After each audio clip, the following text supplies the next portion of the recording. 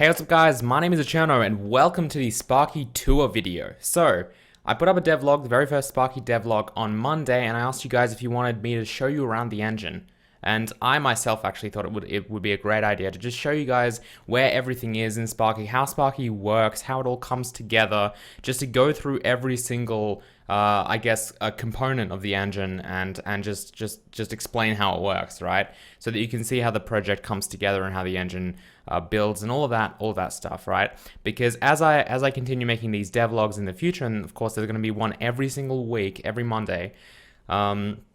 As I continue making these, I'm going to start referring to things and somewhat expect you to already know what I'm talking about, right? Because if I were to stop and explain absolutely everything in the engine every single time that I have to, every time I mention something, I have to stop and explain it, it's just going to get terrible. Devlog is going to be very inefficient, and they're just not really going to be beneficial for me as well. So this is like a video. It's like your resource, right? It's like your glossary kind of that you should refer to if you don't know how something in Sparky works. And it's going to be a pretty long video. I'll tell you that right now. I mean, you already know how long it is because of the time and whatnot on the video. But nevertheless, it's going to be a very long video. I don't know how long it's going to be yet, but we're going to go through everything in Sparky from start to finish and cover everything in detail. So, the very first thing you're going to need is Visual Studio. As you can see, I'm using Visual Studio Community 2015. This is free, okay? You can get this, if you don't already have it, from visualstudio.com. If you go to visualstudio.com, you'll be able to, right here, there'll be a button called Download Community 2015. Okay, link to this will be in the description if you can't be bothered typing visualstudio.com. Although my recommendation would be to get used to typing, since programming is all about typing. Anyway, you can get it right over here and just install it. Now, there'll be a bunch of options for you when you actually start the installation. And Visual Studio 2015 supports other platforms as well, such as iOS and Android. So whether or not you want to get these is I'm actually not sure right now. Sparky doesn't support any other platforms except for Windows, really. We've got a bit of a web situation going, but that has not been maintained for months. So right now Sparky only supports Windows, and it's going to stay like that for the majority of the time while I actually get the core engine up and running, and then I'll focus on more platforms. And eventually Sparky will support of course, all desktop platforms such as Mac and Linux as well as Windows, but also mobile platforms, iOS and Android, at least at the minimum there, and web. So whether or not you want to install those though is, again, I'm not sure. You can always install them later if you just install the base kind of Visual Studio without stuff like Android SDKs and whatnot. It'll still be fine, and you'll still be able to use everything that Sparky currently contains. And my experience with stuff like Android inside of Visual Studio has been with third-party tools, right? Particularly the NVIDIA tools, which they keep renaming all the time. They used to be called Android Works, and now it's CodeWorks. But anyway, so I'm not sure really what we will be using for Android debugging and deployment within Visual Studio when we get to that. But right now, all I'm saying is that you should get Community 2015, install it with basically the default settings, and you should be ready to go, okay? The second thing you're gonna need, and I already have a Sparky here, so I don't need to do this, but I will for the sake of you, and also because I've got some local changes, and I don't really wanna mess with that. But if you head over to Sparky, to github.com/thecherno/Sparky, the first thing you're gonna wanna do is start the repository, because I mean, why wouldn't you want to do that, right? But the second thing you're going to want to do, and also how awesome is this logo? You guys would have seen it at the beginning of the video. I'm really happy with it. I put this together in a couple hours in After Effects, and I quite like it. Anyway, once you head over to this site, you're going to want to either download the zip file or actually just use Git to clone it. I would recommend using Git to just clone it, because that way you'll actually be able to update it when I do push new commits. But basically, if you just take this link right here, you can just copy it to clipboard straight away. You should install something called TortoiseGit, which there'll also be a link in the description. This basically just adds like a GUI thing, which also shows, as you can see, if I go to my existing Sparky repository, it shows what's been modified, and it gives you a bunch of tools so that you can actually diff everything that's been modified and commit straight away. And when you do commit, you'll be able to see if I just resize this, you'll be able to see exactly what's changed and what's new that you might want to add, for example, and it's just a lot easier than dealing with the command line. So I would recommend that you stop being a neckbeard and actually use the GUI because it's so much easier. So TortoiseGit link will be in the description of the video. Unless you're one of those Linux people who only use the command line, in which case that's fine. You'll already know how to do this, of course, if you're one of those people. Anyway, copy the link, head over here to any directory. I've just kind of made a new directory specifically for this. Just go to git clone, paste in that link. It's actually already pasted in, which is nice. And then just hit OK. All right, you're not going to need any kind of password or anything. Of course, it is a public repository. It will clone everything. Now, this will take a bit of time because it's not the smallest thing ever. So I'm just going to cut to when we finish this. In fact, while this is downloading, we're going to have a bit of a commercial break. If you guys want to support the development of Sparky and see more videos such as this one, then head over to my Patreon account, patreon.com/the Cherno, where you can become a patron and pledge a certain amount to me per month.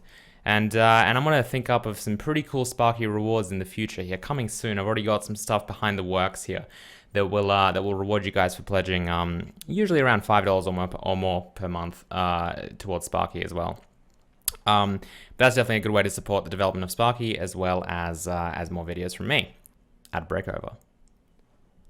And the other thing you're going to want to do is head over to slack.thecherno.com, where you can enter your email address and be added into a Slack chat, right?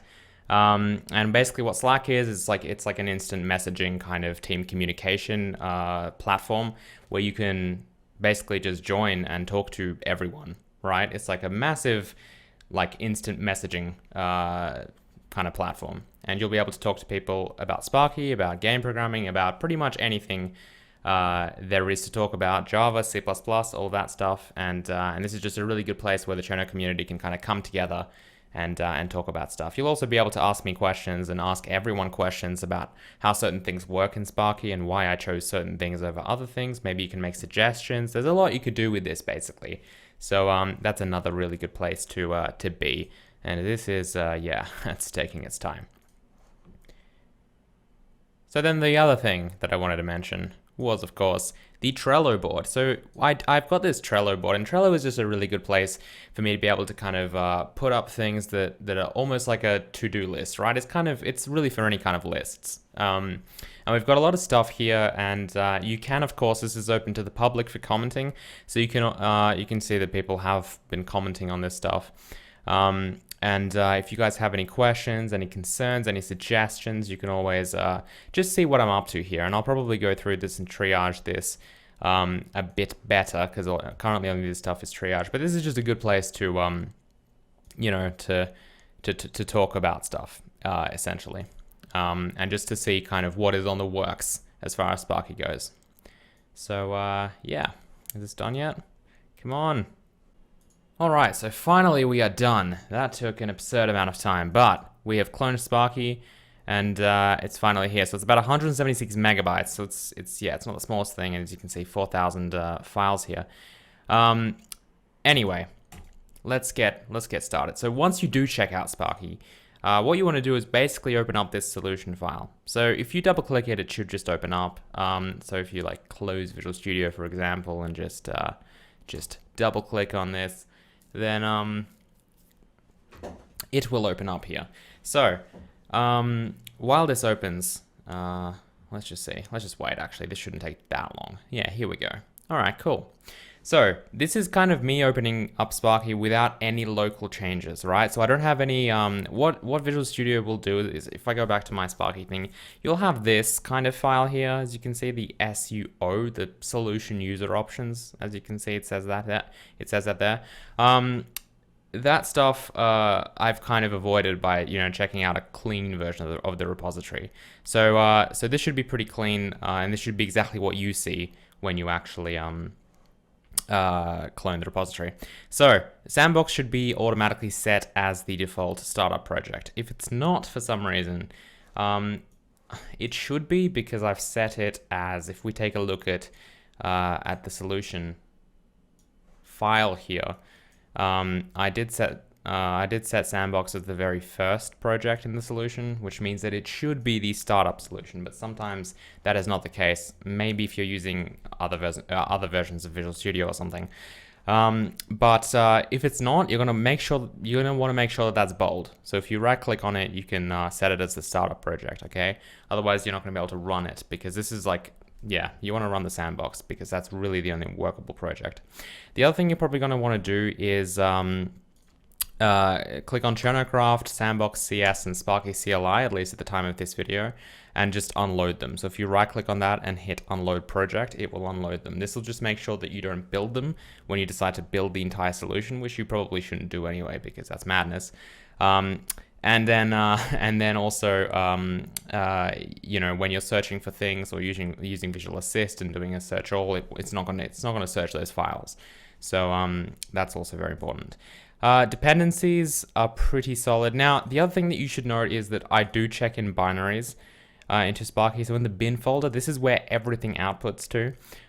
Release and debug should be full of binaries already done for you, right? So if we go into like release, for example, and open up sandbox.exe, it should, okay, it won't work right now because, and I should probably have better logging for this, but basically it's because the resources aren't actually in this directory. So the resources being stuff like the models in Sandbox and the shaders. But this binary will be kind of ready to go in the sense that if you actually do put the resources in, it will indeed work. In fact, let's just try that right now so I can, so we can see. So if we grab those two, put them in to bin release and run Sandbox, then we should, yeah, as you can see, we get this working properly. Okay, pretty cool stuff.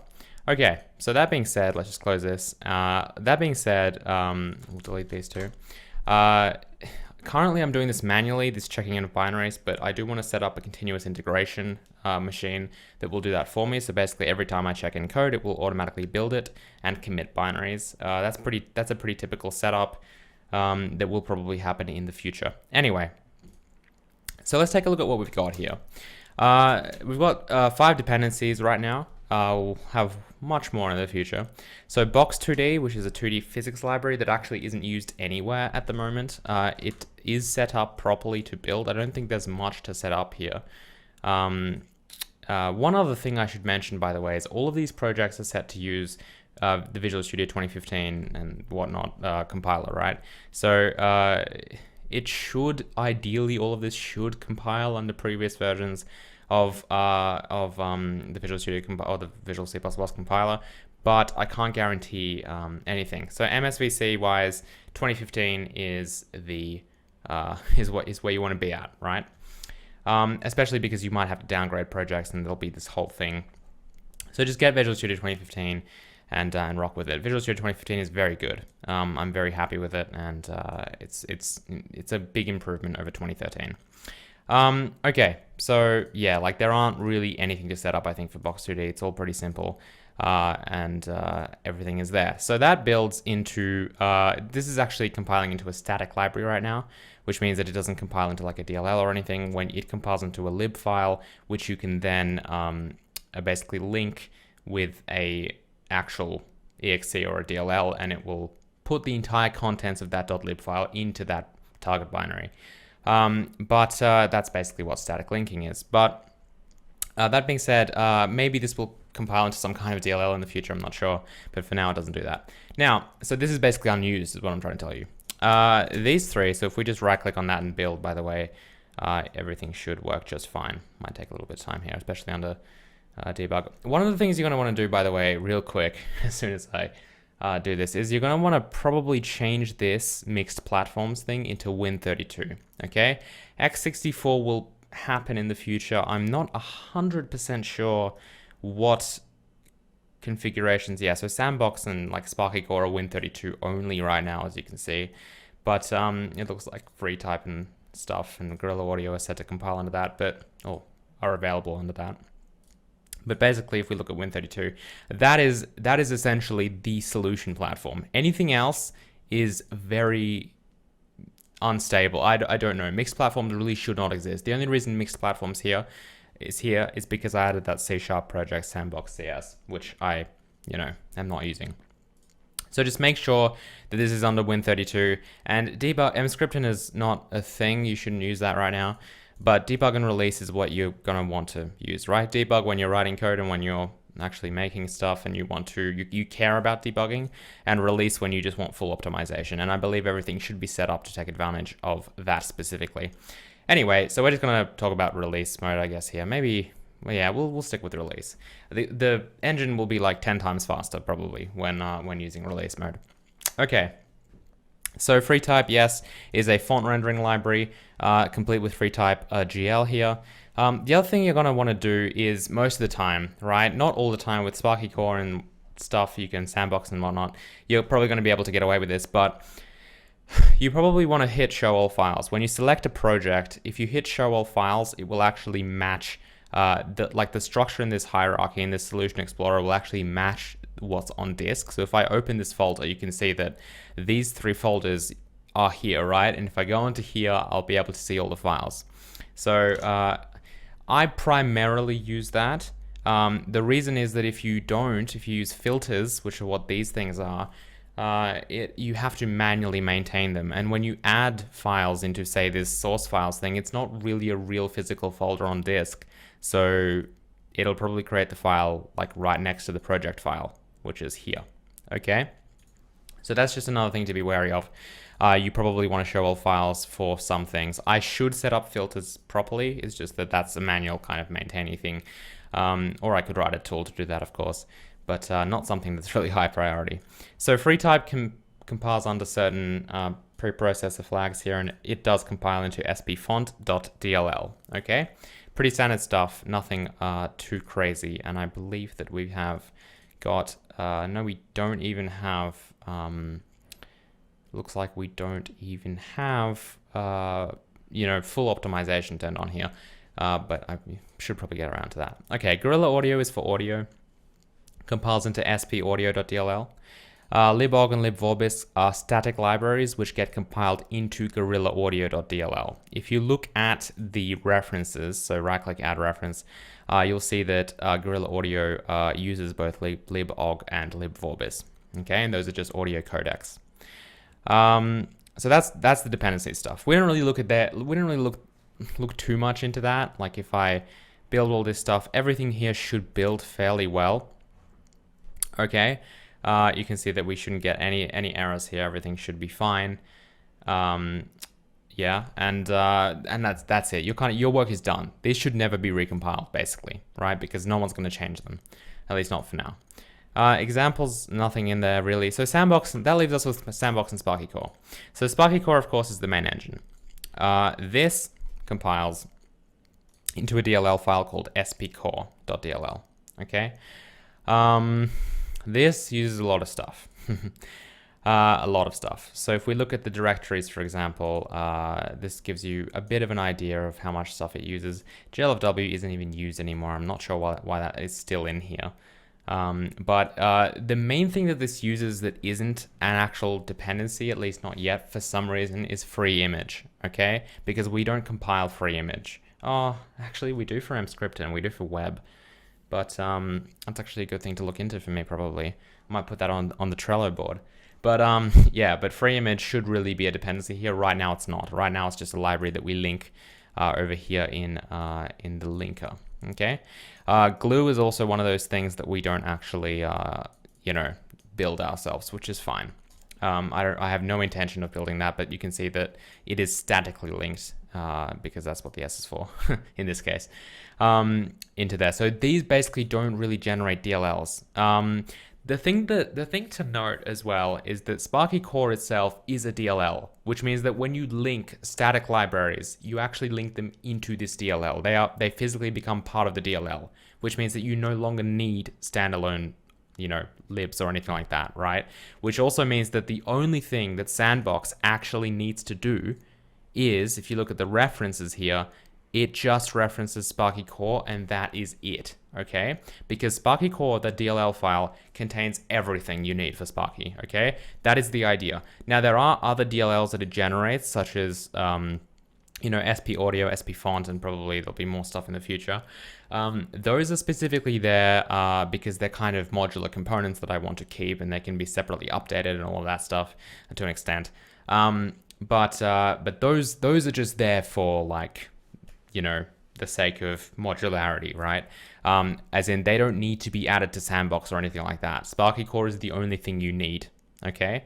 And if you look at stuff like properties for Sandbox as well, you will see that in terms of the directories, you know, nothing here is actually part of the included library directories. If you look at the input, we don't have anything here. This is just standard Windows libraries. And the only thing that we do is we actually do reference it, and that is it, okay? Easy peasy. And the only include directory we've got is actually Sparky Core source, okay? That's it, and we probably don't even need that. Well, actually, it's a good idea to have that so that we get the Sparky header file. But anyway, that's the idea. And Sparky Core is pretty much pretty well set up for you know, for good optimization as well here. And I don't think there's too much to note about this. There are a bunch of preprocessor flags that we actually pass in, such as you know, pretty important ones, like for example SP Core DLL, which means that this will generate the DLL file. And then I don't know why there are two platforms here. Win32 this is old. Sparky platform. Anything you see with Sparky in it should be replaced with SP, so this is actually quite old. Anyway, enough about this. That is pretty much how the project is set up. So this builds into a DLL file, which this then references, okay? Because, well, when you build Sparky Core, it'll output two files, of course. I don't know why it's rebuilding Box2D, by the way. That's a little bit weird. Anyway, I must have done something weird. When it builds this, it will output two files. It'll output a .lib file, which just has a bunch of like signatures for functions, essentially, that we exported, right? And that's what where is it? That's what we will see over here, spcore.lib. And then the DLL file is actually the location of the implementations of these functions, okay? We need splib so that we know what's in spcore, if that makes sense. Because the alternative to that would be actually like going through the DLL and loading each of the functions like separately, which would be absolutely awful, right? That's essentially what glue does. If you look at glue, so if we go into this is skipping ahead a little bit here. Apparently that's also not there, which is even weird. Oh, it's because I'm in the filters mode. If we go over here for a sec, and we go into something that uses glue, such as this, and we look at the glue header file. This is just the header file, but you can see that it's a bunch of function pointers, right? And then in the implementation file for glue, of course, in the actual library, they would go through this and basically try and load each of these function pointers from the correct, you know, driver that you have. So NVIDIA's DLL file or ATIs or whatever. So we don't want to do that, which is why we simply export stuff from like Sparky Core that we've designated with a thing called SP API. So you'll see pretty much every single class.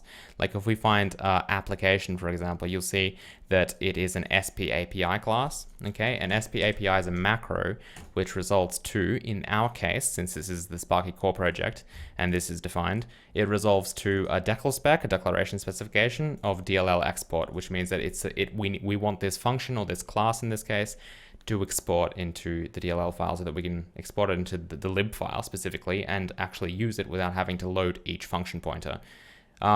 So that's kind of important, right? That's why you'll see SP API everywhere. So I think that's a good little thing. Every single class in Sparky that is not limited to this binary, so that's not limited to SP Core, but should be used by the game, i.e. Sandbox, needs to have this, okay? And it will have this. If it doesn't, it's a bug pretty much. Okay, cool. So getting through this slowly. We're actually not doing too bad for time, so hopefully I may even have time to have dinner today, which is good. Anyway, so you can see that yeah, let's kind of go through the project.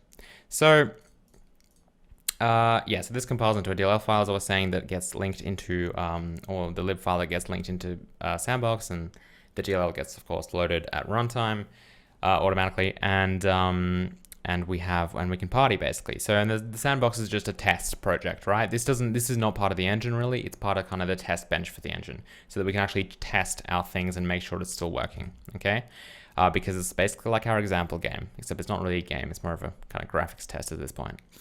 But that's kind of the way that this works. Okay, of course, sandbox.cpp is the main the file with the main function here. And it simply starts a new instance of game, which calls application, does a bunch of stuff, and application of course gets initialized here. And we'll probably step through this in the debugger just so you guys can see exactly what's going on.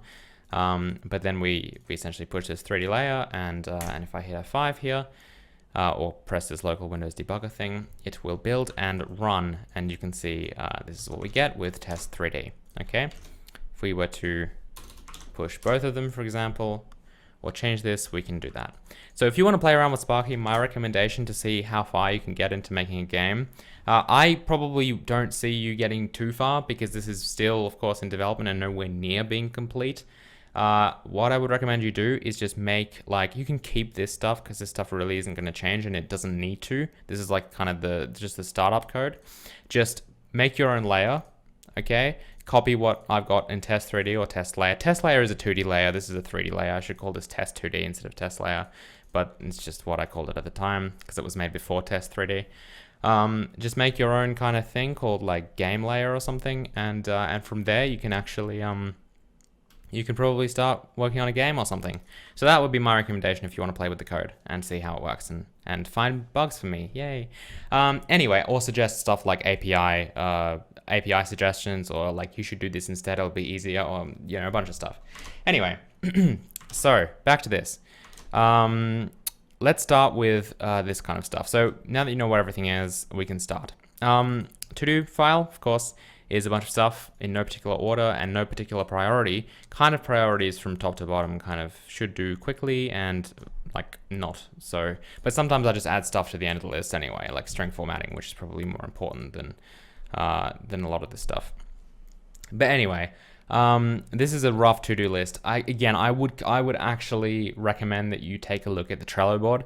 At some point, I will probably, which of course is here, at some point I will probably, and it's just, there'll be a link in the description, it's just bit.ly/Sparky Trello. Anyway, at some point I will probably like mark one of these tasks as stuff that I'm working on right now, so you can kind of see what's going on. And of course I'll be on the Slack chat, so I might even post updates there as I go along, or pictures of stuff, and I don't really know how I'm going to handle this, of course, but that could be an idea of what I could do. In fact, one of the Patreon rewards could be an exclusive Slack channel for Sparky features that are upcoming that no one knows about, or something like that, or like screenshots every 10 minutes, or I don't know, something ridiculous and cool. So leave your suggestions below. Maybe I'll incorporate some of this stuff into the Patreon rewards. But anyway, we have the source directory. I've currently got this in show all files mode, which means it matches whatever's on disk. So if we do look at the file explorer, we can see that inside Sparky core, which is the project directory, we've got vcxproj, the file, the to-do, and then source, and then kind of here is where the source code actually lies. So right now there are 160 files of source code for Sparky, and this is just this is of course including dependencies, and 24 folders of stuff. So lovely. It's not too big yet, but it is certainly not small anymore. I'll consider it big probably when it's above 1,000 files. But anyway, one other thing I should point out is that everything that we compile here, if we look at general, outputs to the solution directory bin, okay, and then configuration. So solution directory, of course, if you're ever confused about what any of these kind of macros are, if you just hit edit and then macros, you can find solution directory, or just type it in here. So solution dir, and you'll see what it actually is. So in this case, it's cdev video Sparky, which of course is cdev video Sparky, right? So this is the location of the solution file. And it's got a little 14 there to designate that it's Visual Studio 14, which is Visual Studio 2015. I know the version numbers don't really line up. Anyway, that's just how it is. So you can see that it goes into bin and then configuration. Configuration being this config, right? Configuration. So in this case, release. And then that's where everything gets dumped. So by default, Visual Studio puts stuff into like the project directory and then like the configuration, so debug or release, which is, I hate that because it means that everything is in its own directory, right? Every single project outputs binaries into its own project folder, which is terrible when you've got multiple projects which link together. So that's why everything in Sparky goes to bin and then the configuration, and it's all here. You can see SP font, SP core, SP audio, sandbox.exe, everything is here, okay? And then of course the intermediates go into that directory /intermediate/project name. So intermediates, and then here are all the intermediate files. These are never committed. These are just intermediates before they get to the current thing. Really, there should be some kind of post-build step or something that just deletes all of that, but I really don't care enough to set that up. And I don't think these things are too big. If we take a look at it, 68 meg, so they are actually not that small, but they're not huge, okay? You can see Sparky core.lib is like 60 meg by itself. So yeah, and I assume debug is actually smaller. So there you go. Anyway, that's actually the committed one as well. Okay. Cool, enough about that. So that's just something, like if you're not sure where the exes are going, of course, if you look at general for the properties, you'll see that they're going here. Okay, pretty cool stuff. All right, so let's get back to this. So if I change this to, the filters are somewhat maintained. If you can see that if we look at the filters, we'll just have, this stuff, as you can see, shouldn't be here. It should be somewhere in SP, like this should be in like, SP graphics or something. But, that's why I prefer to use the fold. So the filters are not always up to date, but the folders always are up to date. So the first thing you'll find is a Sparky header file. And you can see there's a comment here that says it's a Sparky engine header file. This is what you include in your projects. You'll notice that this is something that Test3D includes, right? It includes Sparky.h. Older stuff like test layer, for example, doesn't include it. It includes stuff manually. That's just because I didn't have that file all the time, right? Now stuff should include this, and I'll probably change it to do that. And this should list every single header file that is, for more than just internal use. Every single header file in the engine should be listed here. It's not currently, like none of the UI stuff is listed here because I'm lazy and I don't maintain stuff all the time because no one does that really. But I definitely should write a note or a to-do. In fact, we might do that here. Maintain Sparky file. All right. This is actually a different checkout anyway, so I'm going to delete that eventually. But anyway, we'll pretend that it goes through to me and I will update this. Okay, so this is also a great place to see exactly what Sparky includes because it has everything listed, which is pretty cool. Okay, so in the SP directory, these of course roughly correspond to namespaces. So you can see that if we look at something in graphics, such as like font.h, you'll see that the namespace for it is SP graphics, right? And the folder structure is SP graphics. So it will, it should match, right? Not all the time. The exception, the big exception to that is stuff in app, because every single file in app right now is just in the SP namespace, not in SP app. All right. All right, cool. So guess we'll start at the top, which is actually over here. So common, the common header file contains no includes. It's just a bunch of definitions and like, pragma, like compiler settings and all of that stuff.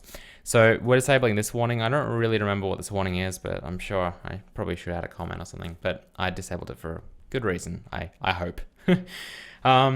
If we're on Windows, then SP API is, if we're on Windows and we're exporting, so we're in the Sparky core project, then we just replace SP API with DLL with DLL export, which means it's marked for being exported.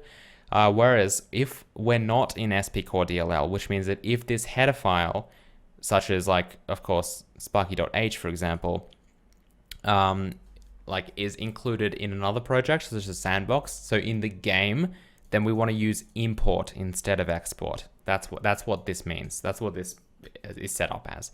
If we're not on Windows, we don't want any kind of DLL stuff, obviously, so we just define nothing for now. In the future, this might change, right? Because on other platforms, we might need to define certain things if we want to export or import DLL stuff. Well, not that there is DLL stuff on other platforms, so but if we're dealing with like .so files on Linux systems and stuff like that, we might need to do some stuff. I'm not entirely sure, but this is basically set up just for Windows. So if we're not on Windows, it just defines to nothing, which means that the SP API just goes away from the code.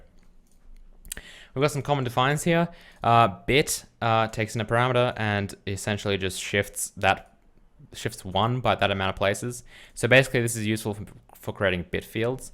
So if you're making an enum and you want to have like, if we're making a bunch of, let's just say we're making an enum, so like enum stuff, and we have like, 1, 2, 3, and we want to be able to like bit mask these in the future and essentially use this as a bit field. We can set this equal to something like bit 0, bit 1, whoops, and bit 2, which means that, of course, this will be given the value 1, right? This will be given the value 2, this one will be given the value 4, etc., right? So what we're doing essentially is just making this a power of 2, which means that in binary, of course, that would look like that, right? Which means that we can do some operations on these now, because they're kind of, we can AND them together, for example. If we wanted a 1 and 3, or 1 or 3, I should say, then we could do, like, the value would be that. So this is used sometimes where we wanted to return multiple things with one kind of thing. So if we want to return, like, I'm trying to think of an example where this is actually used. Like, for example, if we've got a bunch of key modifiers, such as Control, Alt, Shift, yeah, they might have their own they might have their own enum they might have their own like bit position in the bit field, which means that we can we can return one integer, and that integer will contain whether or not Control was pressed, or Shift was pressed, or Alt was pressed, or any combination of those, right? So maybe Control and Alt was pressed, and we can check for that. We can return that one integer and then basically check to see if one of those was pressed by just ANDing it. So it's very easy, it's very useful, and it's very nice for optimization as well. So this is just a simple define so that we don't have to manually type stuff like 1, 2, 4, 8, or do anything like that. We just type in bit and then the number of places we want to shift it by. Anyway, I feel like that was a huge explanation for a very small and trivial piece of code, but I thought I would put that out there, since I did say in detail. All right, this is just for binding methods, okay? If you're binding methods that are members of classes, right, non-static members of classes, you need to actually bind a certain, like, what happens in C++ is when you call something, like let's just say we have a class here called test, and this is again something that I probably shouldn't be explaining in this video, but let's just say we've got a class called test and we've got some kind of method here that's called method or something, yeah? When we want to call this method, we need a test object, right? So if we were like writing something, we might do something like that. But the point is, to call this test method, we need access to a test object. Now, of course, object-oriented programming is just a way of it's just syntax sugar, really, right? It doesn't actually exist. Like, these are all just straight functions in our code, right? So what happens is this method function, which could have like some kind of, obviously, like name convention, such as test method, to make sure that it doesn't clash with other other methods called method in other classes. When this gets called, it needs access to test. So what happens is it actually takes in, test. And like similarly, if we made it like const, for example, then it would take in a const version of test and all of that kind of stuff, right? But the point is, it does have a parameter, even though you can't see one here, okay? And that parameter needs to be an instance of test. So if we're inside a class like test and we actually want to bind a method, we actually want to create like a function pointer out of this, we need to give it some kind of test pointer, right? Pointer to a test class, or to a test object, right? Because we need to do that because it's, this is not a static method, so it needs test. So what happens is, in this case, we bind it with this, which means that the first parameter will be this. So this happens inside, like you would use this inside here. Like if we had another method here or something, then we could bind like another like that. And this will actually work if I just do that, right? You may have to set this to something, right? But you can just do something like that, and not really sure what the error is here. Oh, get rid of that. We can just do something like that, as you can see, and that's easier than having to, this actually won't work because it's got a placeholder, but, and this doesn't have any parameters, but you can see kind of how that works, right? Instead of having to type in std bind and then, you know, the method and then this and then placeholders, if we had like a parameter here like that, for example, that's actually the correct way to use this. We don't need to do that, right? It's just, so that's just what the macro is there for, okay? And this file is really for macros such as that, yeah? Just kind of easy things that don't really belong anywhere that will help us out, okay? So that is, that's the common file. All right, so now that we've covered this, let's talk more about the other stuff that's in Sparky. So the sp.h file and the sp.cpp file, this is a precompiled header. Okay, I'm not going to get real into this because I'm going into some pretty serious detail here, and we are running. That time is certainly running. So basically, a precompiled header is just it includes a bunch of other header files that will get compiled once. Instead of every time they get included, they get compiled into their own translation unit. That takes ages. So instead, we can compile them once, as long as they're not going to change. And that's it. And then we can just kind of link that kind of compiled bit of code, which is this. So you can see that if we look at the properties for the CPP file, it is set to, precompiled headers, is set to create the header file. And every single other CPP file in the engine will use that precompiled header file. And if you look at every single CPP file in the engine, you will see that it starts with include sp/sp.h. And that is it. Okay? Every single time. This also includes a few things from actual Sparky, such as common, which we looked at, and types. That's just for convenience, just so that I can just include sp/sp.h in like a header file and I have access to everything immediately. That's it. This stuff probably doesn't change too frequently, but of course the downside to having this in a precompiled header file is that when this does change, it means the entire precompiled header has to be recompiled, which is not the best idea. But this stuff does not change very frequently at all, really. Okay, cool. So let's take a look at types.h. This is supposed to be a definition of types that are in Sparky. So these are mostly type defs. You can see we've got byte. So any unsigned char is used as a byte. So byte is the preferred term of referring to a byte in the engine. Yeah. When you're dealing with like a function that returns like an array of bytes or something, you use the word byte. You don't use unsigned char just because it's less clean, right? It's really less convenient than just using byte. And I like using the word byte as a type. Similarly, unsigned int is declared as uint, and again, that is just because, just for convenience, right? Instead of having unsigned int, we have uint. Here we were going to have a lot of for declarations, so basically every single class would be declared here. The reason that would be good is because we could include types.h in a header file, for example, and we would immediately have access to every single Sparky type without having to include the header file for that type. The reason that is useful, of course, is to prevent recursive inclusion, right? Which means that if we include, like, if let's just look at, like, I don't know, graphics. If font includes font manager and font manager includes font, then they're going to keep including themselves forever. And eventually, obviously, it's going to stop and it's not going to compile. So we can just include this file and then only include actual header files that we need in CPP files. And if we include them in CPP files, we'll never have an issue. But of course, who is going to maintain this? This is going to be like, not the easiest thing to maintain. Again, I should do that, but one of those things I'll do in the future probably. So string. This will contain a lot more things in the future, such as actual string formatting.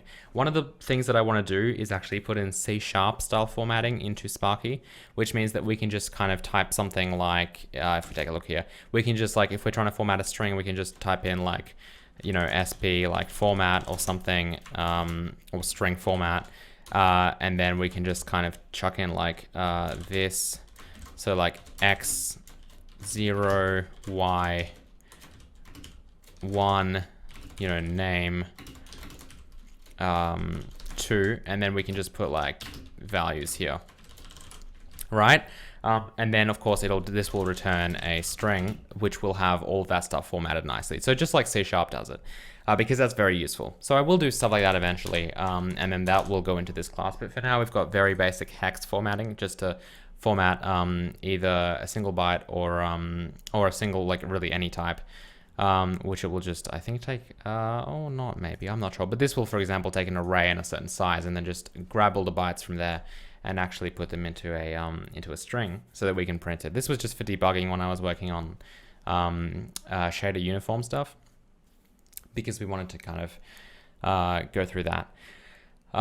Okay, cool. So that's what string is, and then the CPP file literally just has that static buffer being declared here, and the buffer size I believe here is declared as 10 kilobytes. So there we go. All right. Anyway, this is the stuff that's in the root directory. Starting at the top with app, what we have here is the application. Now this is a tour video. I'm not going to go through how everything works. If you want me to do that, leave a comment below. I'll do that anyway, I bet, but that's going to be a separate video, how we actually look at how Sparky works. This is a tour, like kind of like an intro that just covers like, you know, where everything is and how it kind of works, like links together. It's like a very on the surface kind of view. We're not going to go into the depths really and see exactly how everything comes together, because that would take another couple hours.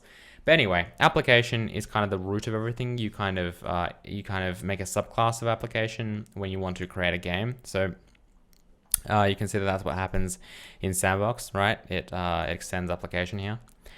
There's only one application. That's why we have this instance thing. One other thing I want to talk about code conventions in the engine. Okay, so the ones that we use, or the ones that I use, are pretty simple.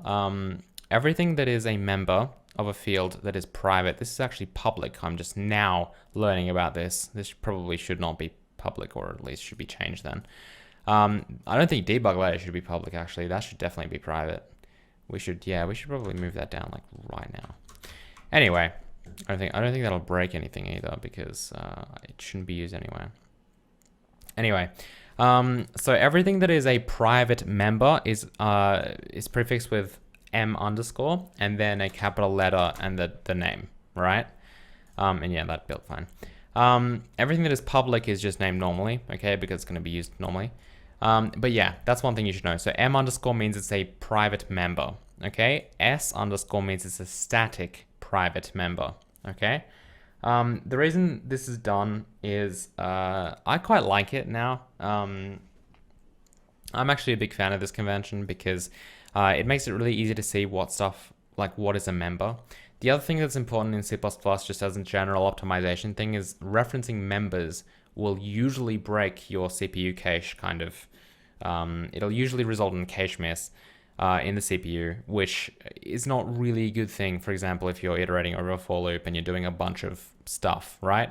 So knowing that something is a member and perhaps copying it into a register before you do something like an intensive for loop that does a lot of stuff can essentially, it ends up helping you optimize code, right? But the big picture here is that the code becomes more readable, because you can kind of see almost what the CPU is doing as far as like memory access is, right? And whether or not it's going to access stuff from cold memory, for example, or from like, you know, essentially registers or the cache.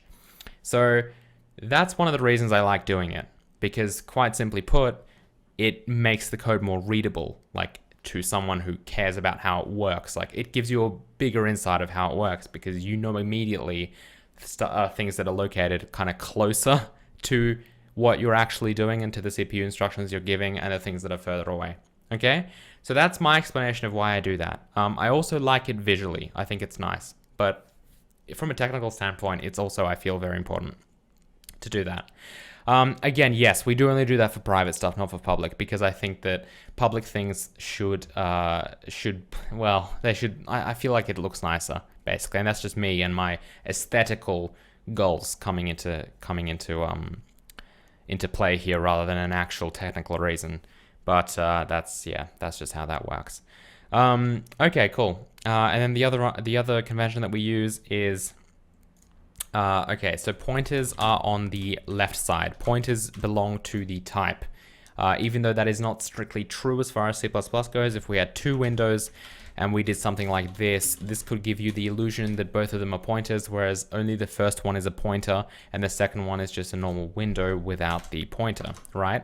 And what you would do is put a pointer on every single one. However, the way that we combat that in Sparky is that we simply do not put pointers on on the same line. If we wanted window 2, we would put it on a different line, okay? That is how that works, okay? And you'll see that the same thing happening in every single function as well.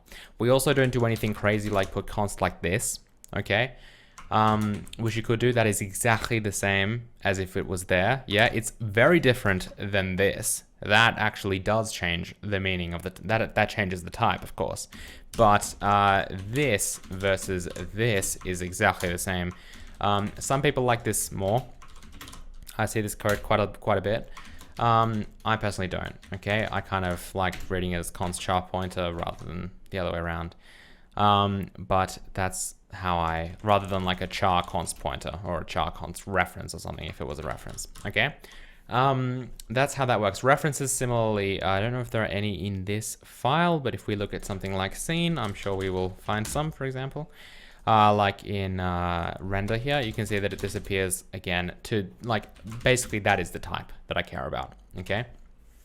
We don't do stuff like this or that. That is just the convention that I've chosen for Sparky. You'll also notice that every single method is uppercase, okay? I should say it's Pascal case rather than camel case, right? That's a preference of mine that I've developed.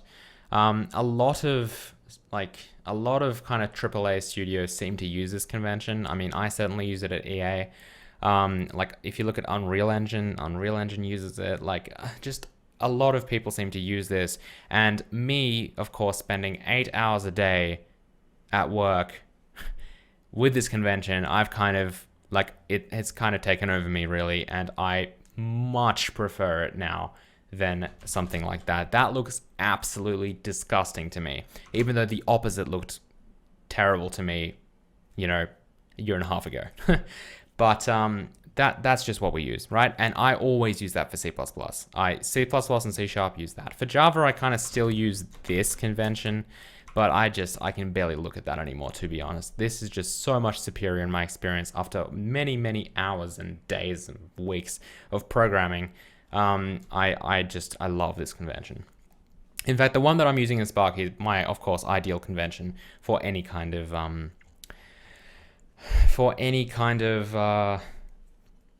C++ programming, basically. There was something that I used to do. I'm not sure how much of this is still in Sparky. I think I renamed all of it, but I used to have things like this, for example. These are not member functions. These are just friend declarations, so they actually don't even do anything. But if we look at, I think Win32 window will probably have like a resize callback. These are just functions that are not part of this, right? Not part of the window class. I used to write these lowercase like this just to differentiate like procedural kind of functions from actual methods. But I don't do that anymore. They're still written like this. Okay, so that was a change that I did. Similarly, by the way, file names you'll see are also in Pascal case. Never lowercase, never. Folders are always lowercase, but files never, okay?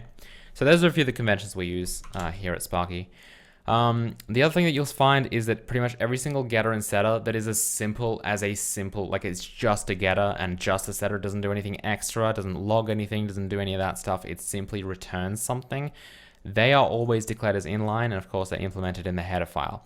Whether or not the compiler actually decides to inline this is up to the compiler, okay? I'm not using force inline, okay, you'll note. So this isn't an actual me forcing the compiler to upload to inline the actual function, right? I'm just giving it as like a hint to, hey, you might want to inline this, right? The compiler should probably inline them anyway. They're just getters and setters. Of course, that depends on code for like frequency and a lot of factors whether or not the compiler will decide to inline it. But this is me saying like, hey, this should probably be inlined, right? And of course, I'm still leaving it up to the compiler, who I somewhat trust, to actually decide whether or not these things would be inlined. But you will see this literally everywhere. Like if you look in scene, for example, you'll see that like this get stuff is here. I'm trying to think of more examples. Like I think window should probably be. Should probably have a bunch of stuff. It doesn't really, like, you can see like set vsync. Set vsync actually, you can see isn't inlined, isn't implemented here because that is platform dependent. But of course, is vsync is as simple as returning this. Getters also, of course, are const. In fact, const for like the function for the member is used everywhere, like everywhere where possible. Okay. In fact, some getters even, I'm really trying to find this, but I don't know where I use. I've used it in a few places. It looks like, for example, if we look at some of these, so this has a bunch of getters and setters. Well, actually, mainly getters here. But if we look at something like get font, for example, or get texture, right? Get texture should be marked as const because all it does is it returns a texture seemingly. But if you actually look at get texture, it kind of does more than this. It actually creates the texture if the texture doesn't exist, right? Or if the ID is 0 in this case. But that, right, it creates the texture, even though you wouldn't kind of think that from get texture, right? So because of that, but because I still want this to be like a getter, and I kind of want people to realize that, hey, this is just a simple get, even though it does a few more things such as modify texture, we still want to be able to mark it as const because of that. Because if we pass a const font and it modifies this, like, you know, if we remove that and we pass const font, it can't call get texture, which sounds absurd, unless it of course casts the pointer to remove const, but that's a different story. That you should never do that. Instead, of course, you'll see that in this case, mTexture is simply marked as mutable, which means it can change by a const function. And you can see I've used that a few times. In fact, apparently Box2D is, oh, maybe not. That's just a comment. But like Shader Uniform as well has done stuff like use mark mLocation as mutable here for no apparent reason. Anyway, I must have been thinking something weird there. But you can kind of see how that's used. So that's the idea. So every getter should be marked as const unless it actually does something weird, okay?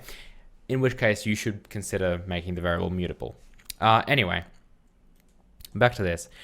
That's pretty much it as far as code convention goes. This stuff is just silly. Don't do that because they're copies anyway. Every single getter that you'll see inside stuff like, I think font was actually a good example. You can see most of this stuff returns wherever possible const references. If the data type is either a class such as a vector, even though a vector is only 64 bytes, like a vec2 in this case. But typically what you'll see is that if the data type that we're returning is above 8 bytes, right? Even though this is exactly 8 bytes, a better example might be something like string, which could be a lot of bytes. You'll see that we return const references, and this is just to avoid a copy, especially if we're simply getting it for the purpose of reading from it, rather than copying it and writing to it and doing whatnot with it. If we're just read only, then there's no need to copy it, which is why we get it as a const reference, okay? Const means that we can't modify the reference, but we do get access to read stuff without having to copy the entire string from memory into a different location of memory.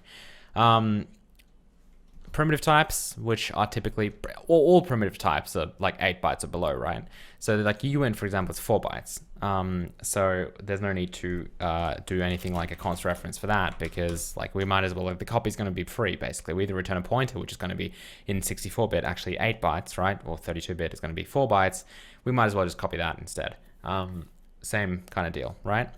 Every single method that takes, and this is more of a lesson on C++, really, isn't it? I don't know what's going to happen with this video. I hope you guys like it. I'm just this is just me kind of talking to you guys generally about Sparky, which I like doing. So let me know if you want to see more videos of me just discussing stuff like this, because they're very easy and fun for me to make, so I might do that. Anyway, parameters as well, of course, avoid copying by taking in const references, rather than just, you know, string, which would mean that it would have to copy the entire string, which we do anyway. Like if you look into font, of course, when we set mname, we're not setting the reference, we are copying it. It's just that instead of copying it twice, which would be a disaster, we copy it once. And that's just when we, like the one copy that's happening is, is here, right? It's not gonna copy it first onto the stack to be accessed in this function and then copy it, and that would be terrible. Cool. There are a few examples as well where I've avoided, I think, was it? I don't think mask was it. There was one, oh man, I just don't know. Maybe it was, no, it wasn't layer. where was this code? I think actually, yeah, events, probably mouse event. Nope.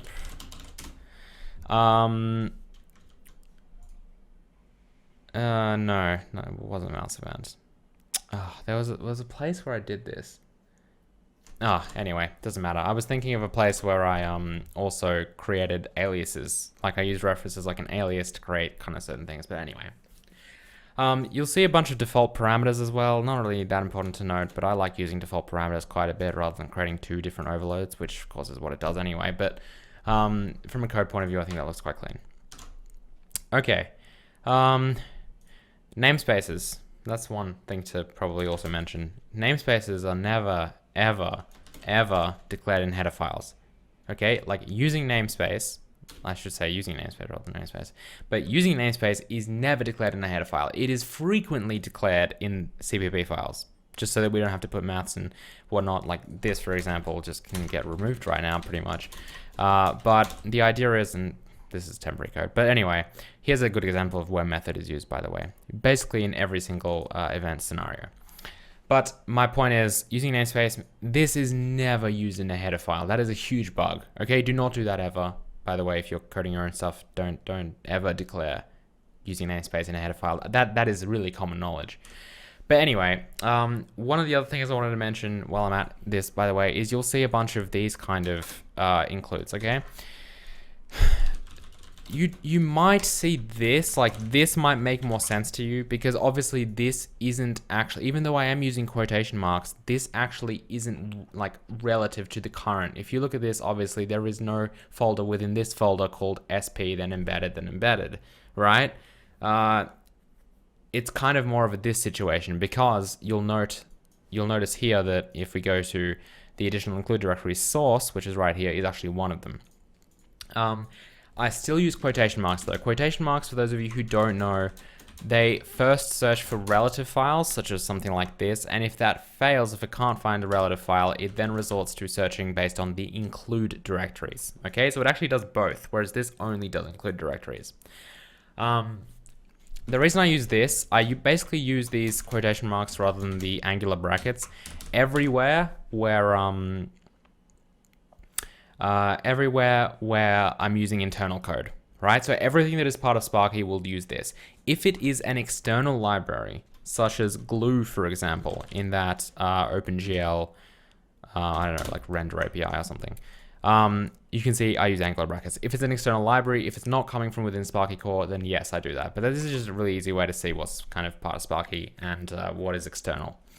So that's what the situation with that is. Cool. All right. Glossing through this again, as to how Sparky works, don't really care about that. I'm not going to talk too much about that here, but we have this input class, which is owned by Window. These are all, everything that you see here is platform independent. That's another probably very important thing to note. Everything in platform is platform specific. So we kind of have three platforms right now. We have Windows, which is really the only real platform, right?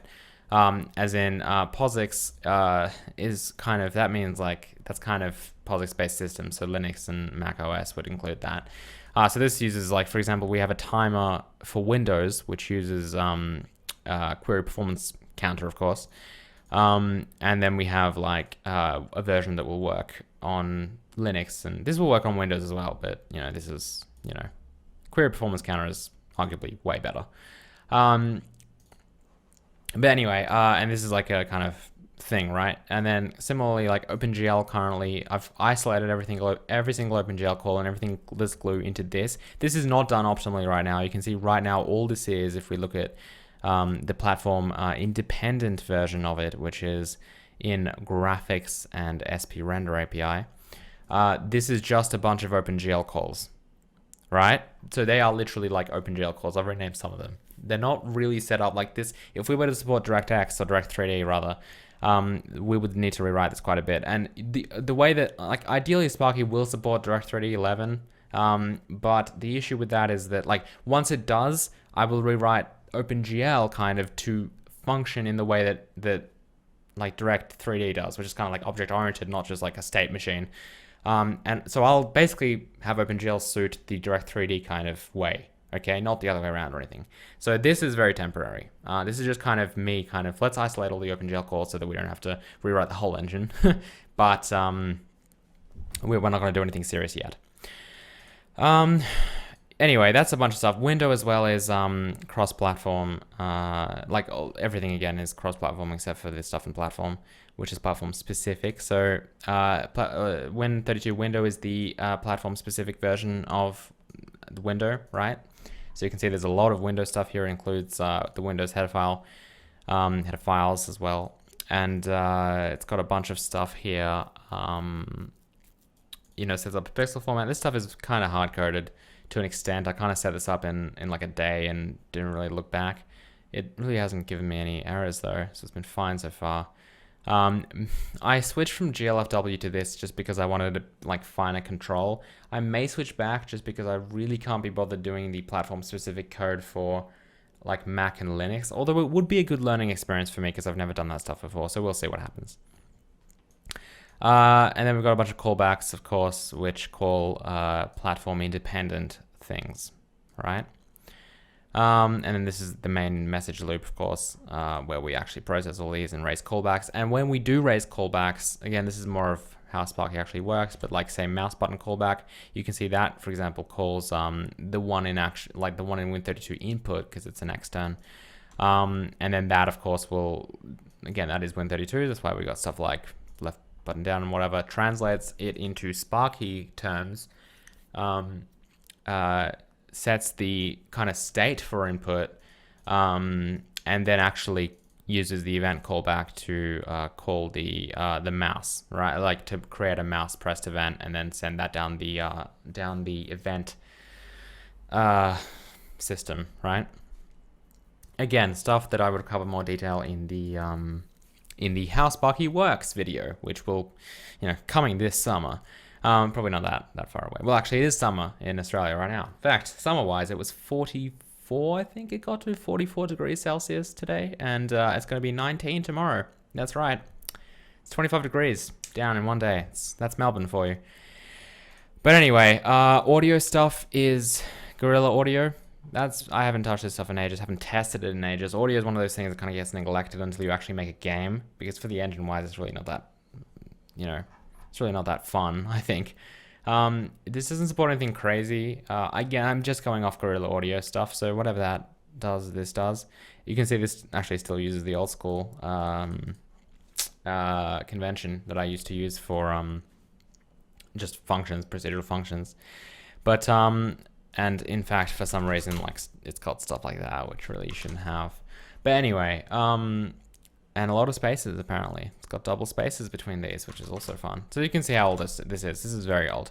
Yeah. So this stuff did support. There was a lot of stuff actually in Sound Manager, for example. You can see that was specifically written for like JavaScript. Yeah, like this stuff. This is all for JavaScript. And if in fact, if you even look at the if you look at where were we? A bin and then like web, I think. Yeah, like Sparky.js. If you look at that, you will actually see. Oh no, you don't want to look at that. That's the 5 meg JavaScript. So this is what Sparky compiles into when you compile it for the web using mscripten. But if you look at soundmanager.js, which is what I wanted to show you guys, then you can see this is the JavaScript that kind of, because we use just native JavaScript, like native HTML5 for playing audio when we're on web. Anyway, that is stuff that I should be supporting that I'm not, because I haven't done web. A lot of this stuff is not web supported, especially because web you kind of use GLFW. Like mscripten use GLFW to create the correct like canvas and GLES and like, I should say WebGL. And that's gone now. So GLFW will actually be needed for web. So maybe I will bring back GLFW. We'll see what happens. But one of the reasons I wanted to do it myself is because I needed stuff like the H-Wind pointers and like the handles and whatnot, because when we actually do get into tools, I want to be able to grab that window from Windows. And I don't know if GLFW supports that. I may need to modify GLFW so that it does support that. But either way, I think I'll just include it as an actual like dependency up here and compile it myself and all that stuff. and we should be in business because I can then modify it at any time. The debug namespace is stuff that you never ship, okay? Everything in debug basically gets deleted before you, well, not included in your distribution build. There are currently two configurations. There is debug and there is release. Emscripten doesn't really count because it doesn't work. But I was also going to write a tool eventually, like where you could just click like Sparky here and then be like build web, and it would just automatically like pass the solution. Well, Sparky core ideally would be made already, but it would automatically pass everything and build it into JavaScript, which I will do eventually. So that would be fine. It might be like an actual platform. But there are currently two, debug and release. These are both internal kind of configurations, right? They are not set up for shipping in any way, okay? Debug, of course, is set up for debugging. Release is still set for testing, okay? So it still includes all of the kind of debug stuff. It just gets rid of like asserts, enables optimization, maybe decreases the logging level. Now it doesn't, but it would, ideally. And it's just kind of still used for stuff like QA, right? So quality assurance and like testing and all that. But there's still kind of in-house builds of the game, right? Distribution would be the configuration that you ship. Okay, and distribution would not compile any of these files. Okay, one of the things I have in the to-do thing is an sp-debug macro. The reason is that the sp-debug macro, right, would be very simple. It would simply be that if it is like, it's essentially a macro, which I could write right now, that just says that if ndef sp dist or something, distribution, right, then it does that. Else, if distribution is defined, it does that. All right? And that is it, which means that it basically, anything that is, ndef. Basically, anything that is defined as sp-debug, it will only exist if you are not in distribution mode. Otherwise, it removes all that code. It strips all that code, right? Because you obviously don't want to ship any of this stuff like the debug menu with when you actually ship your game, okay? Or release your game. Because otherwise people could cheat and stuff. Okay, so that's the idea.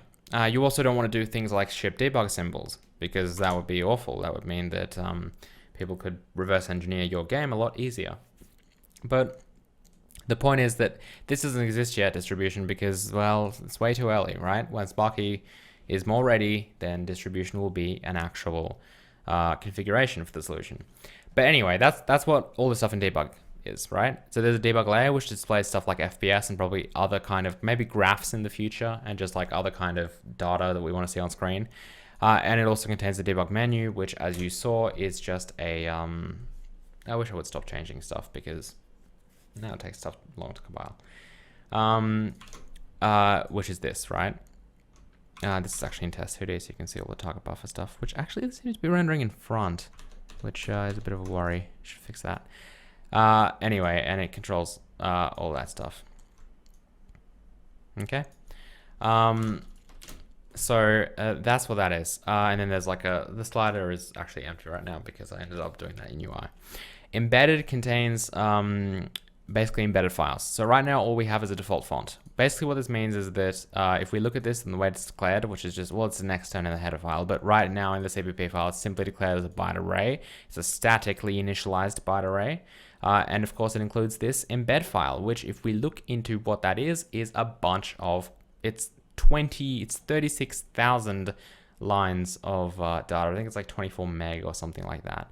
I mean, we could definitely find out how many megabytes it is exactly. Actually, my calculator doesn't work because of some reason. Windows 10 is very dodgy for me.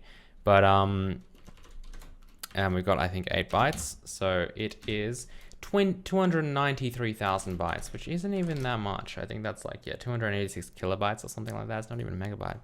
Unless my calculations are very wrong, which I don't think they are. Anyway, the point is, this is the entire contents of a font file, or of a TTF file, a true type font, inside this. Okay, the reason it's done like this is so we don't have to load external files or anything like that. There's no chance they can go missing. We don't have to, yeah, it's just going to read it directly from the exe. Now, you might be asking, is this stored in memory or something? What happens with all this data when we declare it as a byte array like this? Well, it is simply Like, it is literally copied and pasted into the exe, and that's it. It's just going to be in the exe. Of course, the entire exe gets loaded to memory when you open it, so it will kind of be in memory, and this actually uses onSign instead of uint, which is a bit weird. And even the angular brackets, so this is kind of old. But the point is that, yes, like, this stuff is just kind of put right into the exe file, into like some memory, like static memory kind of portion of the exe file, and that's it, okay? Which is why you might see the exe is a bit bigger than usual.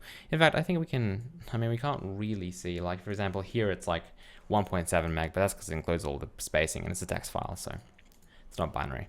But anyway, that's what embedded is for. And there'll probably be other things here, like maybe a Sparky splash screen, like that logo I showed you guys earlier that you saw at the beginning of the video. So lots of possibilities there. Cool. So this stuff is also in the internal namespace, which means it should not be exported. So you can see that there is nowhere the SP API thing, nowhere to be found, because it's the internal namespace and it shouldn't be exported.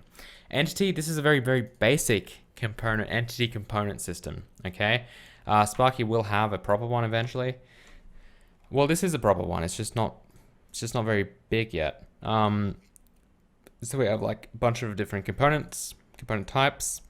Really only mesh and transform, right? And then this stuff kind of gets added to a scene, and then we have entity. Not much there. Events. Sparky uses an event-based system as well as a static system for any kind of event. So for example, the input event, you can either get a notification if you like, or you can get like a message or essentially a callback every time a key is pressed, or you can also query the input and see, is a key pressed, right? So you've got all these options, which is lovely. And then we have an event dispatcher, which dispatches this. Is kind of similar to what we did in, this should actually be a const reference. I'm not sure why it's not, but I'm going to blame that on me programming in the evening or something. Even though it is the evening right now and I still haven't had dinner. But anyway, the point is, this is an event system, basically. Don't think there's too much to... Every single key event is in here, so you can see there's actually 3 classes here. There's key event, key pressed event, and key released event all in one file, because why would you split that up? Mouse button event, mouse button pressed event, release event, mouse moved event, all that stuff is in this thing. And yes, these are just events that will... get pushed down the application stack. So we have like a layer stack and an overlay stack. And of course, when we have certain events that happen on event, you can see it will push this stuff down the layer stack and down the overlay stack first, in fact. But anyway, that's kind of how it works. We will talk more about Sparky Works in the How Sparky Works video, as I keep mentioning. The other thing is with input is that we also have, one thing I forgot to mention, is we have all these definitions here. This is not a complete list, unfortunately, yet, but these are all platform independent key codes. Okay, right now they are literally Windows key codes, like to an extent, but they will be more. And in fact here, like perfect for the modifiers, you can see where the bit macro is used. But yes, so for now it's this. Cool. So, yeah, the other thing quickly about types is that Sparky, or rather than string, Sparky does use a just standard string. Sparky does not have its own string type that I've written from scratch, because I really don't see a need for that. I feel like string performs well enough, at least so far. I feel like string will probably be fast enough for what we're doing anyway. So I don't feel like we should have a like a custom string class, which we can maybe optimize a bit more. Okay, moving on quickly. Events, graphics. Oh, graphics is the biggest one by far. Look at all this code. And that can get deleted. It's a backup file from a merge, or from a diffing thing. Oh my goodness me, look at those files. So we've got a bunch of buffers, which, this is, yeah. So this stuff is very OpenGL-y. So we've got like a vertex array, which kind of isn't just OpenGL-y, but kind of is. In the sense that it's called like a vertex array, but you can see these all call API like draw elements, which are kind of, you know, in here, right? Which are kind of platform independent to an extent, although they're clearly OpenGL. Or I should say render API independent. Because also like we'll have to use GLES or OpenGL ES embedded systems for mobile platforms. But We've got a bunch of that stuff, index buffer as well. You can see none of this stuff refers to glue at all because it simply calls like API with, it does still have like all these OpenGL things, which does get from glue unfortunately, but not all of it actually. This file is always so slow because it's like 19,000 lines of code. Come on, you don't need to syntax highlight everything. And in fact, if we look, yeah, buffer layout is, again, we'll cover this in the how it works. This stuff, I believe we did put into SP OpenGL types. So that's copied from the glue header file. But buffer layout is used to like easily declare a layout of a specific buffer. And internally what it would do is actually like use attribute pointers, which you can figure out based on what is there. So you get stuff, you end up with really nice looking code, such as creating a buffer like this and then binding it, resizing it, and then like pushing a format to it, essentially pushing a layout to it. And then that's it. Like that automatically takes care of all of your vertex attribute pointers, as simple as that, which is pretty awesome. So I'm pretty happy with that, and I like that quite a bit. Camera is very, very basic right now. It's got just like a kind of camera class that really doesn't do anything, and then one implementation for a camera, which is the Maya camera, which you saw. It's basically what you see here. If we launch the game really quick, then you will see that. Come on, compile faster. Well, don't compile at all, really. You will see that we can kind of, if we hold down Alt and the left mouse button, we can rotate. Alt and the middle mouse button, we can pan, and Alt and the right mouse button, we can zoom. The scroll wheel currently doesn't work because Sparky doesn't support scroll wheels at the moment, but it will eventually work.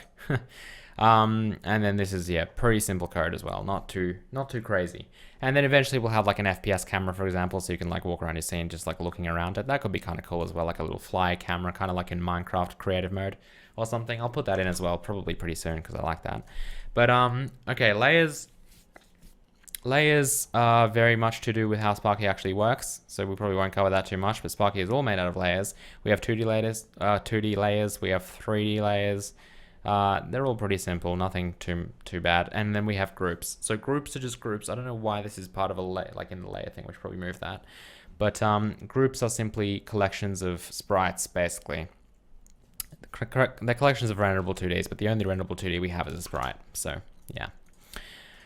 Post effects. This is kind of not really that maintained. All it is a way to pass a frame buffer through a shader. Okay, so it doesn't even give you that much information really, I think, into the actual shader that you can use at the moment. But basically this is good for stuff like applying a blur shader. If we look at the code, if we look at the thing, if I hit P, which just enables post effects for the test 2D thing on the test layer, you can see this is just a very basic low kind of sampled horizontal blur that we can achieve by passing the screen, like the entire 2D layer, once it gets rendered, into a shader called the post effects shader, which is right over here. And you can see kind of how that blurs it. Pretty simple stuff. This will be more maintained so that we can do kind of cool stuff like color correction and gamma and like bloom and screen space, ambient occlusion, screen space reflections. All of this kind of stuff that we can do with post effects is very important for a game engine. To be able to handle and make graphics look very, very, very nice. So I expect, since I'm working on graphics now a lot, I expect to be implementing all of the things that I just mentioned in here, and like normal mapping and a lot of stuff. Well, that's not really a post effect though.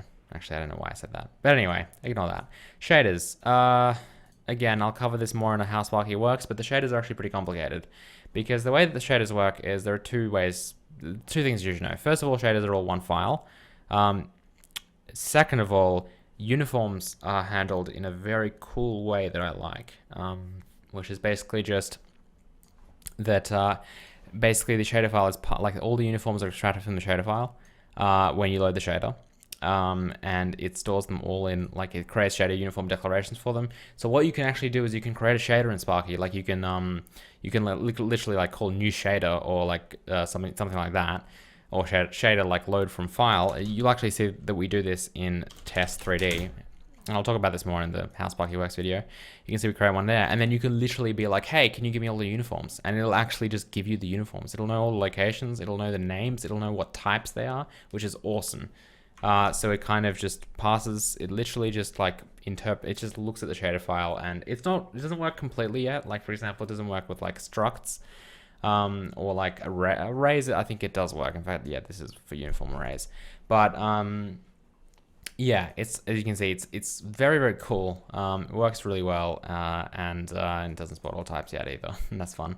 But yeah, that's how that works. So it's a little bit more than meets the eye. It can also validate uniforms. For example, every single shader, at least it isn't a post effect, I assume, has to have these 3 matrices, because you can't really render without it. So it also helps you detect bugs by being like, hey, you know, system uniforms, which are basically the ones that you have to have. You know, it'll be like, hey, like, because how many times have you rendered like your game and you're like, well, hey, my screen is black, and then you realize like, oh, it's because my view matrix was 0, so it was multiplying my position by 0 for every vertex or something, right? This kind of obviously point that out really quickly to you, especially once I add more debugging. All right. That's what all that stuff is. Shader Factory just creates a bunch of default shaders. Instead of being stored here, they are in the default thing. So you can see like this basic light shader, all in one file as well. We'll talk more about how Sparky works in the How Sparky Works video. I keep saying that. UI stuff, don't even care about that. Bunch of stuff here that I'm not going to cover now. But basically we have like everything from renderers to scenes to models to materials to frame buffers to fonts to like 2D renderers to batching to sprites to textures. A lot of stuff here. The math stuff, this needs a lot of work, because currently maths does not support SSE, right, or SIMD, right?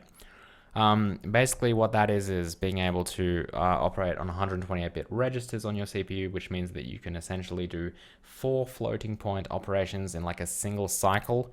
Not really a single cycle, but like a single kind of operation. So you can basically do 4, like, for example, if you're multiplying, like, if you're adding 2 vec4s together, you would usually have to do like, oh, why are these const float references? Anyway, if you add these together, you can see we have to do 4 like separate CPU instructions, right? 4 adds. We have to load it and then add it and then get the value back and load it into that, right? Whereas with SSE, with SIMD, SIMD stands for single instruction multiple data, right? Which basically just means that you can actually do this entire add in a single instruction, okay? Which is basically makes it roughly 4 times faster. So very important to do that, and that requires either assembly code. So we either have to write assembly code inside this, or we can, well, like the more preferred option is just to use compiler intrinsics, okay? So those are basically per compiler functions, which basically just get translated directly into assembly when they get like compiled. We're not going to talk about that now, because that has nothing to do with an overview of Sparky. But all I'm saying is that these math classes are very far from finished, because they don't support that yet, and that is incredibly vital, because it will speed up everything by a lot. Yeah, platform stuff we've covered. Utilities, almost at the end here, thankfully. We have file utilities. This really needs to get reorganized into some way than just file utils, because when we actually did create like a virtual file system and an actual file system kind of, file situation for Sparky, that will be there. But right now, all it does is it uses the C style of reading files, because it's much faster than IF streams. It will just read the file basically and return a string. So this actually this does not read binary. In fact, in the places that I do read binary, I actually just use, I think I just use that directly. I don't even have a function for that. Image load loads an image. So it uses free image to basically just load some kind of image as and returns a byte array. Okay, pretty easy stuff. Log is big as well. Look at this stuff. Right. We're not going to cover this because that's how it works. So basically all you need to know is there are certain log levels. You'll see stuff like SP fatal. I think that doesn't happen anyway. SP error, SP1, and SP info, different logging levels that you can use. So you'll see like a bunch of, if you want to log something to the console in Sparky, you use that.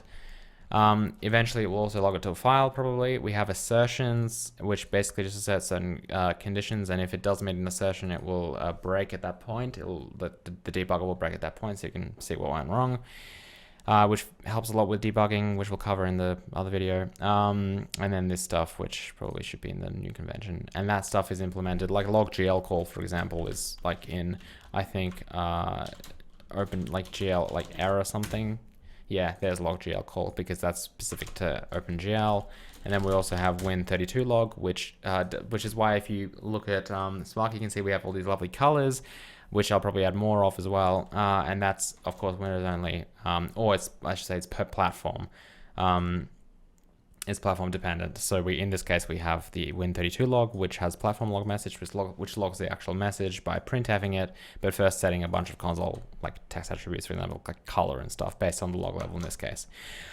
Cool. SP debug, if like GL calls, okay, that's the other thing. Every single GL call that you see has a check error before it. And if it does detect an error, so if log GL call returns false, which is this, so if there is an error, you can see it returns false. It'll print the error and it'll break the debugger at that point, so you can immediately see what OpenGL call has caused a GL error, instead of getting that message later or something and then having to be like, I don't know what exactly it was. So that's if debug is on, which actually isn't right now because we're in release mode. So if we were in debug mode, this would be on, as you can see. It switches color here, which means that if we're in debug mode, it's actually checking every GL call, which slows everything down, but that's the point of debug mode. So you'll see in the OpenGL stuff that all of this stuff is surrounded by a GL call macro, which just does that, right? String utils, split string. Again, this should probably be just in string, I think, but this will split a string into a vector of strings, right? Based on a single character delimiter. So fun stuff. Used in places. Let's see where it's used. Used in a lot of places. So sounds, for example, it's used in model for splitting a literally just one string into a bunch of into like lines, right? Into one string per line. Used in shader parsing as well. It's used a lot in like parsing, right? And then that's it. Oh, hang on, timer. Timer is very simple. I've actually documented this a little bit, which is fun, but not that I like doing that too much, but a little bit is good. So we have code which creates and sells timer. Of course, that resets the time it elapsed. This stuff is fun for timing how long it takes to do something. Sparky will eventually have that for pretty much every function, so we'll be able to eventually like profile it properly and add instrumentation to it, and probably just automatically profile it and see how long each function took, so you can actually see externally apart from just profiling it through Visual Studio. But anyway, that is the end of Sparky. Man, this was difficult to get through because first of all, it's very hot, and second of all, I haven't had dinner yet and it's very late and I'm very hungry. But that is it, guys. Ladies and gentlemen, that is it. That is the Sparky engine as it stands right now. This is a small engine, okay? A small engine, that's right. When this is done, it'll be huge, okay? Believe me, game engines are big pieces of software and very complicated and span multiple platforms and a lot of different things, okay? So it's no easy task making a game engine, but I absolutely love making game engines. So here I am. Anyway, now that I've got now that I have gotten through this, and you can see how amazingly difficult and like what a massive journey this is. I hope that you'll support Sparky. The best way you can do that really is just by kind of staying active and by using Sparky and checking out GitHub and like using issues and checking out like the Trello board and like, you know, joining Slack and whatnot. But if you are a super fan and you really want to see Sparky more and get developed in more videos and stuff like that, then you want to support me on patreon.com/the Cherno. And maybe we will have like some exclusive super fan, like super Sparky fan people who will get posters and t-shirts and I don't know, private channels of communication or something. But anyway, thanks for watching, guys. I hope you enjoyed this video. I will next week after devlog number 2, I will upload a Sparky and how Sparky works thing where I will go through everything. We'll step through the debugger and see how everything works, and I'll explain it. But leave some feedback on this video just so I know what I can fix maybe for the next video. I recorded this in 1080p, by the way, even though I have a Quad HD monitor. So we'll see how that works out. Hopefully this is bigger and more readable. But anyway, hope you guys enjoyed this video. Thanks so much for watching. I love you guys. Leave a like if you liked the video, and I will see you next time. Goodbye.